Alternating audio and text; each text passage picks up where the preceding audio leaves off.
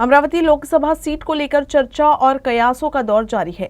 भाजपा यहां से मौजूदा सांसद नवनीत राणा को कमल चिन्ह पर उतारेगी या गठबंधन साथी के तौर पर समर्थन करेगी। इन्हीं चर्चाओं के बीच बडनेरा विधायक रवि राणा ने उप मुख्यमंत्री देवेंद्र फडणवीस से मुलाकात की। दोनों नेताओं के बीच करीब 2 घंटे तक बैठक हुई। सूत्रों के अनुसार इस बैठक में तय हो गया है कि सांसद राणा भाजपा की टिकट पर चुनाव लड़ेगी। लोकसभा चुनाव का महासंग्राम शुरू हो चुका है।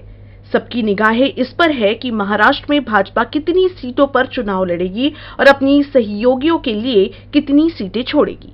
इस तरह अमरावती लोकसभा सीट को लेकर भी चर्चा है और कयासों का दौर जारी है। आगामी चुनाव में भाजपा यहां से नवनीत राणा को कमल चुनाव चिन्ह पर मैदान में उतारेगी या राणा दंपति अपने पार्टी के सिंबल पर चुनाव लड़ेंगे। इसी चर्चाओं के बीच गुरुवार रात को विधायक रवि राणा और उप मुख्यमंत्री देवेंद्र फडणवीस के बीच मुलाकात हुई। फडणवीस के बुलावे पर राणा नागपुर पहुंचे। उप मुख्यमंत्री निवास पर हुई ये मुलाकात करीब 2 घंटे तक चली। इस दौरान दोनों नेताओं की नवनीत राणा को लेकर बातचीत हुई।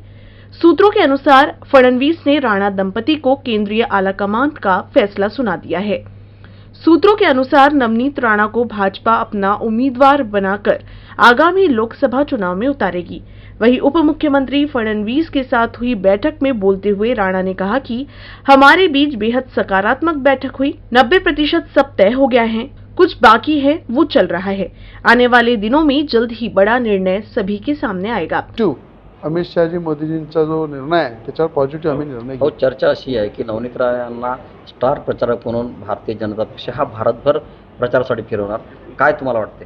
नाही, बिलकुल एक महिला चेहरा म्हणून खासदार नवनीत राणांची एक देशामध्ये छबी आहे आणि मी डोळ्यांनी पाहिलं की देशाचे पंतप्रधान सुद्धा आणि देशाचे गृहमंत्री अमित शहाजी सुद्धा त्यांची स्तुती करतात, त्यांच्या कार्याची दखल घेतात आणि नक्कीच जर कुठल्या प्रकारच्या अशा घडामोडी झाला तर एक मोठा चेहरा म्हणून त्या महिला चेहरा म्हणून देशात काम करतील आणि आपल्या राज्य आणि जिल्ह्याचा पुढे नेण्याचं ते काम नक्की करतील। रवि राणा और उप मुख्यमंत्री फडणवीस के बीच हुई बैठक पर बोलते हुए सांसद नवनीत राणा ने कहा, कल की चर्चा में मैं शामिल नहीं थी। हालांकि मुझे एक बात पता है, देवेंद्र फडणवीस मेरा साथ नहीं छोड़ेंगे। वहीं भाजपा की टिकट पर चुनाव लड़ने के सवाल पर राणा ने कहा, प्रधानमंत्री नरेंद्र मोदी, अमित शाह, देवेंद्र फडणवीस और रवि राणा तय करेंगे कि मैं कमल पर लड़ूंगी या नहीं।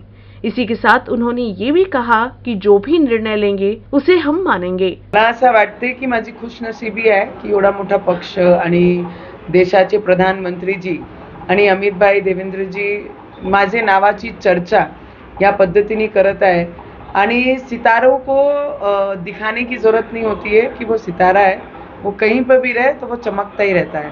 तो येणारे वेळात काळामध्ये जर त्या असे विचार करतील, मी एनडीए मध्ये असताना सुद्धा भाजपसाठी आणि एनडीए बद्दल काय पद्धतीने पार्लमेंटमध्ये आपले विचार नेहमी ठेवलेले आहे। येणाऱ्या भविष्यामध्ये देशाचे प्रधानमंत्री आणि अमितभाई ज्या पद्धतीने देशासाठी काम करत आहे आणि त्यांचेच विचारावर चालण्याचं काम मी माझे महाराष्ट्रामध्ये आणि माझे जिल्ह्यामध्ये सुद्धा मी करत आहे।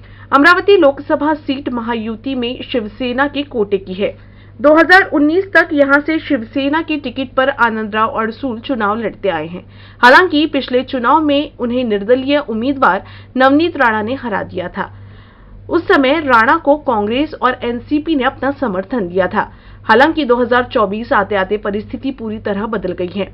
मौजूदा समय में शिवसेना और राणा दोनों एनडीए के सदस्य हैं। वही दोनों नेता यहां से अपनी दावेदारी पेश कर रहे हैं। अडसूल ने यहां तक कह दिया था कि किसी भी कीमत पर वो ये सीट नहीं छोड़ेंगे, भले राणा भाजपा में ही शामिल क्यों ना हो जाए। इसी के साथ ये भी कहा था कि वो नवनीत राणा का प्रचार नहीं करेंगे। हालांकि अब लगभग राणा ही उम्मीदवार होगी। अब देखना होगा कि अडसूल क्या निर्णय लेते हैं।